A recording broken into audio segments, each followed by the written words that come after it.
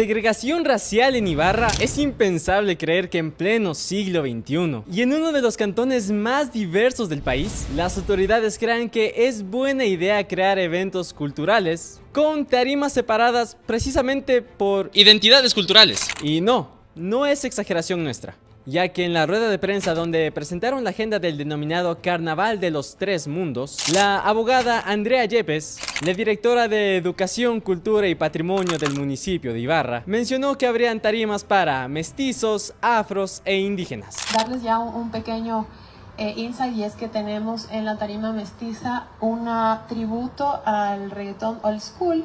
¿Qué? ¿Cómo? Que fue una de las fases importantes en este año. Vamos a rescatar eso. Fue un periodo interesante de la vida de Ibarra, cuando teníamos una gran oferta cultural nocturna también en esta ciudad, y nos va a estar acompañando Star Squad. En la tarima afro vamos a tener a Poder Negro, totalmente confirmado, y en la tarima indígena también a Villamarca. Así que están invitados. Incoherente pensar que en un evento donde se pensaba celebrar la unión y la diversidad de Ibarra, decidan segmentar todo prácticamente por el color de piel.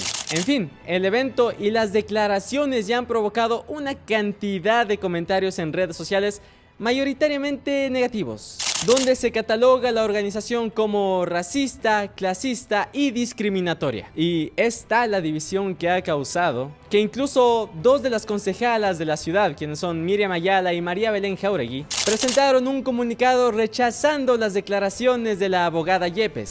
E incluso este 28 de febrero, representantes de varios pueblos y nacionalidades dieron declaraciones donde pedían disculpas públicas por parte de la directora. Pero bueno, mientras esperamos declaraciones de las autoridades competentes o incompetentes en este caso, seguiremos viendo cómo el Carnaval de Ibarra, que estaba planificado como un evento de unión, prácticamente se ha convertido en la manzana de la discordia de esta ciudad.